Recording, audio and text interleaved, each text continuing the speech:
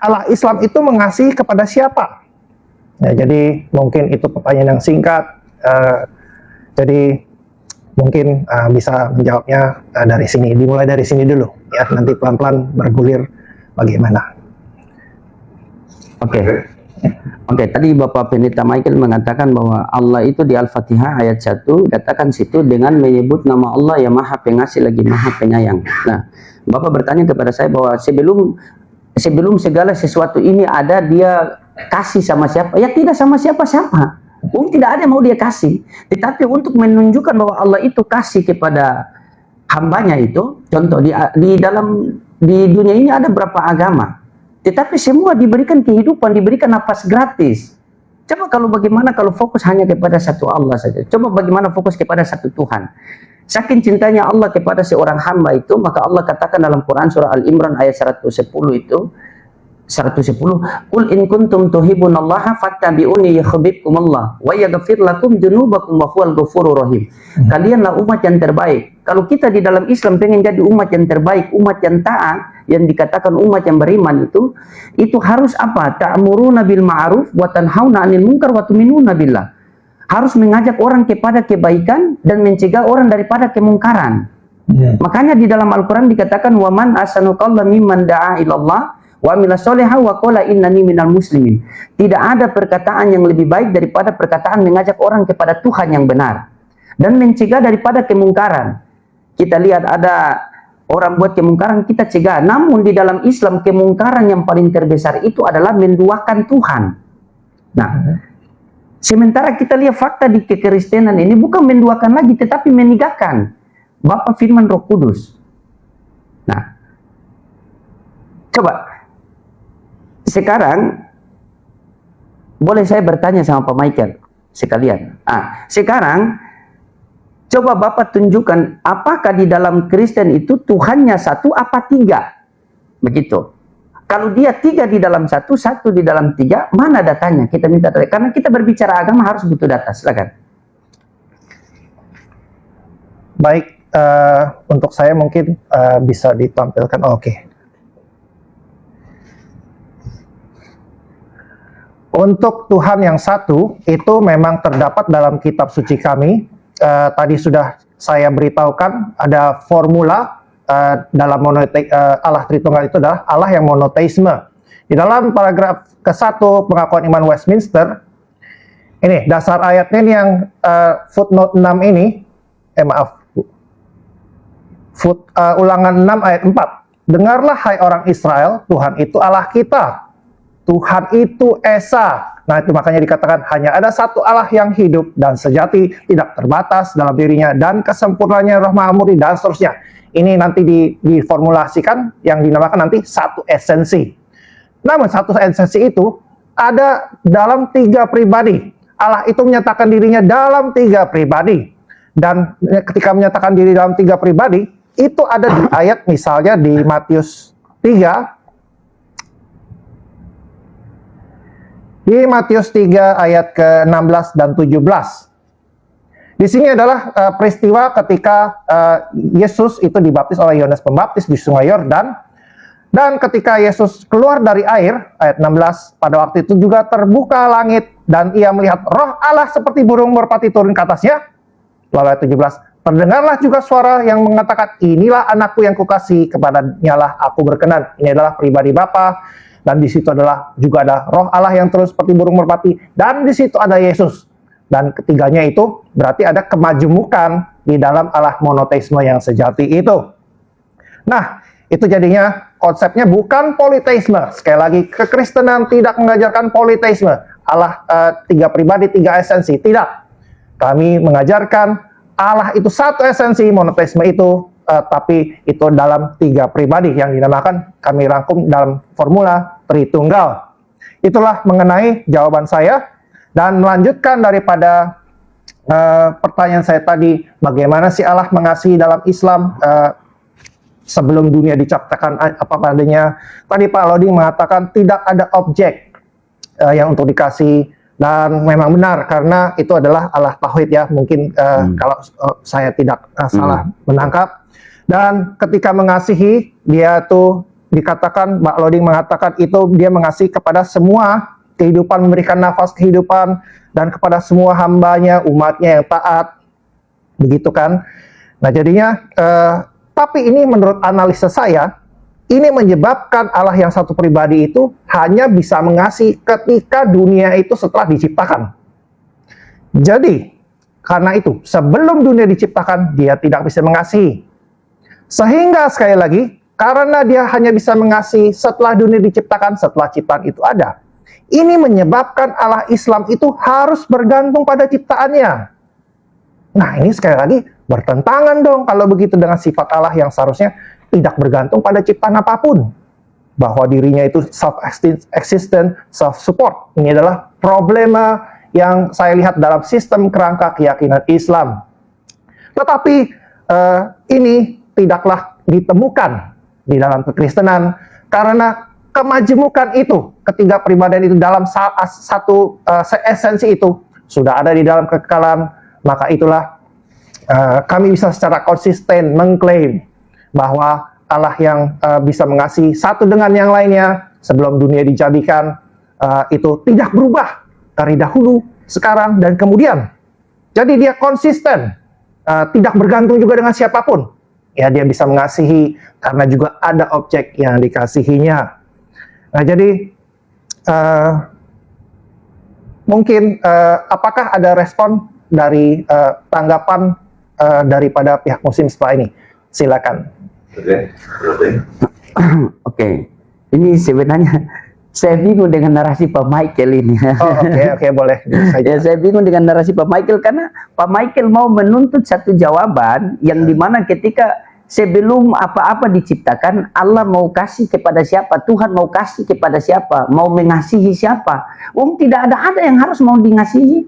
Bagaimana? Beda mungkin di dalam kekristenan, ketika dunia belum ada, maka Tuhan telah mengasihi anak, telah mengasihi putra. Itu berarti 3.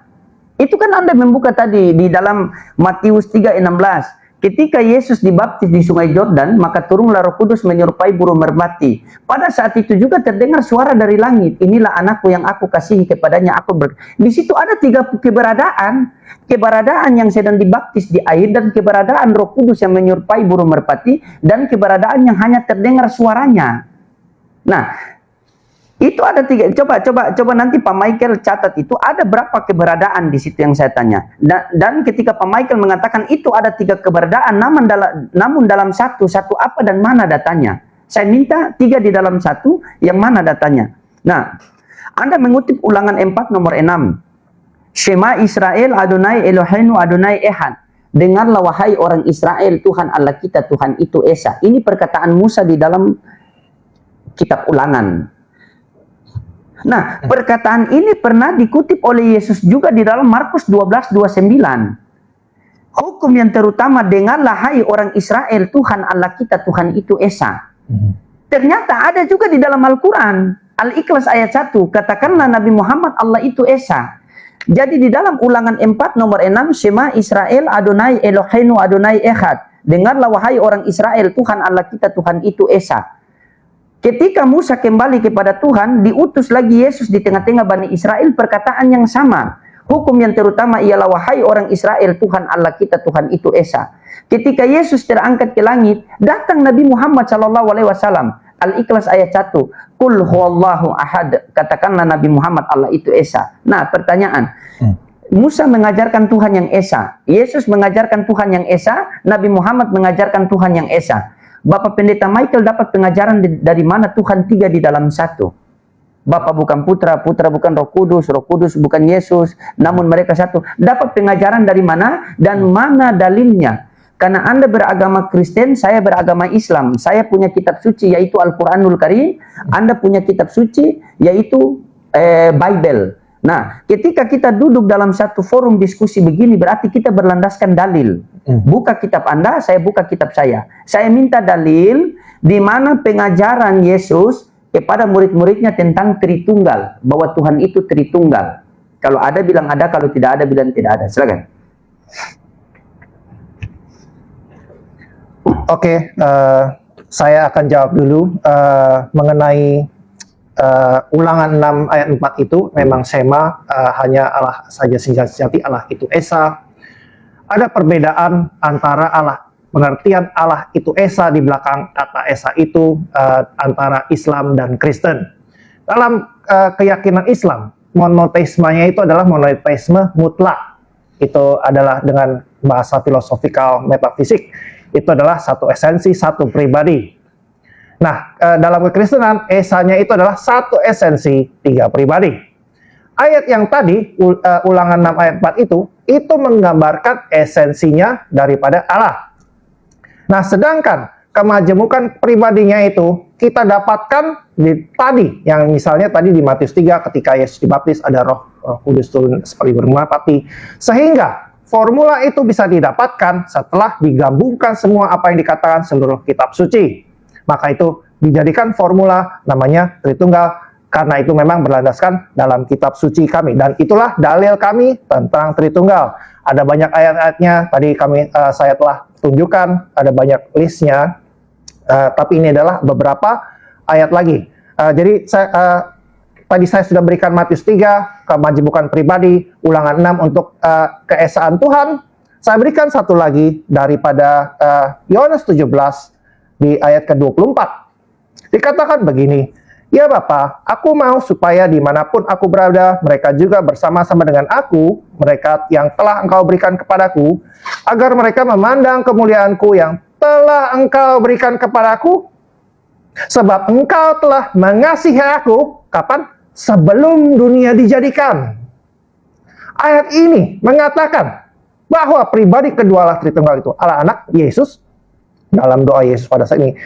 Itu berarti Allah Anak pun sudah ada sebelum dunia dijadikan bersama dengan Allah Bapa.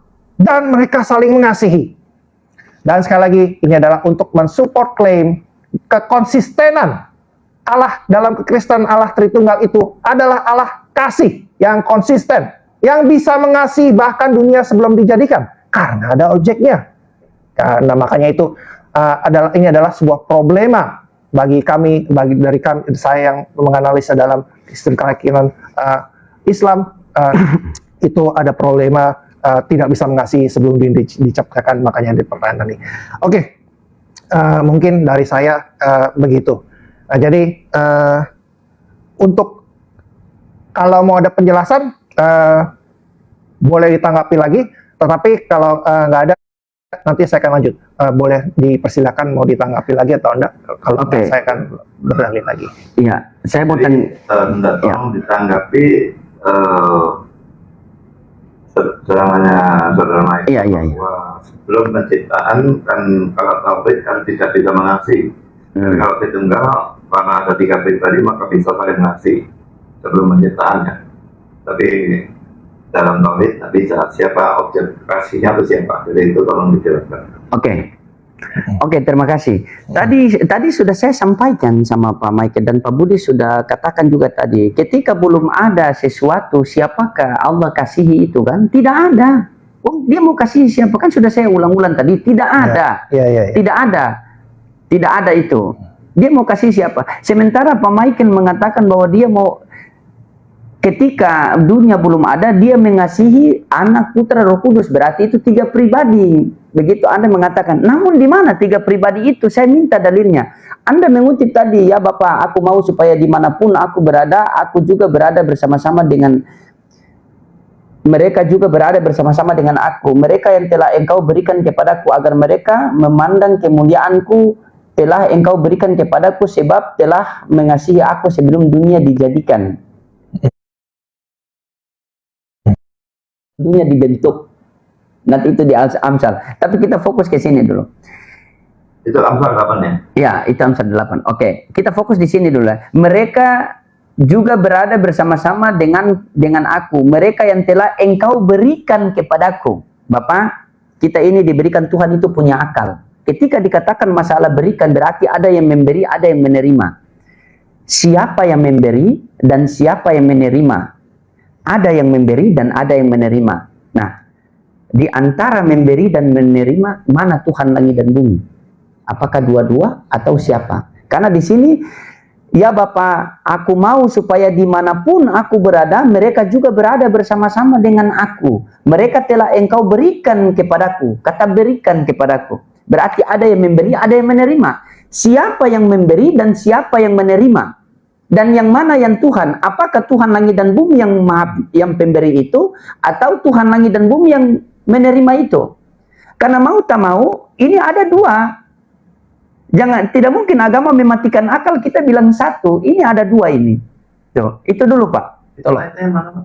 Ya, itu di dalam Yohanes 17:24 yang Ya, siapa yang memberikan? yang itu. Tolong Anda jelaskan siapa yang memberi, siapa yang menerima, dan antara memberi dan menerima siapa Tuhan langit dan bumi. Silakan. Oke. Yang pertanyaan pertama saya jawab, siapa yang memberi, yang menerima siapa? Yang memberi adalah Allah Bapa, pribadi pertama daripada Allah Tritunggal. Dan yang menerima adalah siapa? Adalah Allah Anak, pribadi kedua Allah Tritunggal. Itu dinamakan dalam kekristenan doktrin Pactum Salutis atau covenant penebusan. Di mana ketiga pribadi Allah Tritunggal ini sejak kekekalan sebelum dunia dijadikan telah membuat ketetapan daripada masing-masing pribadi ini untuk di mana ada seorang yang orang-orang pilihan yang telah dipilih oleh Allah Bapa dan kemudian untuk ditebus oleh Kristus sang anak dan sehingga diberikan kepada sang anak dan kemudian nanti akan diaplikasikan oleh Roh Kudus pribadi ketiga. Nah, itu dasar ayatnya lain lagi. Kalau mau lihat itu didapat di Efesus 1 ayat ke-4 sampai ke-5. Sebab di dalam Dia Allah telah memilih kita sebelum dunia dijadikan. Ini adalah Bapa, supaya kita kudus dan tak bercacat di hadapannya. Nih, ayat 5, dalam kasih Ia telah menentukan kita dari semula oleh Yesus Kristus untuk menjadi anak-anaknya sesuai dengan kerelaan kehendaknya, supaya terpilihlah kasih karunia yang mulia dan dikaruniakannya, ya, dan seterusnya. Nah, ini dasar ayatnya lainnya lagi tentang Pactum Salutis itu tadi. Nah, pertanyaan yang kedua, siapa memberi menerima? Pertanyaan kedua, boleh? Iya, siapa yang memberi, siapa yang menerima? Oh, oke, siapa? Nah, yang memberi dan menerima itu dua-duanya adalah Tuhan pencipta langit dan bumi. Dua-dua Tuhan Dua-duanya. Nah, itu memang di dalam Islam tidak ada, tapi di dalam kekristenan ada. Ya, jadi Allah pribadi pertama adalah pencipta, pribadi kedua pun juga pencipta. Itu terdapat misalnya di dalam Yohanes 1 ayat 1 sampai 3.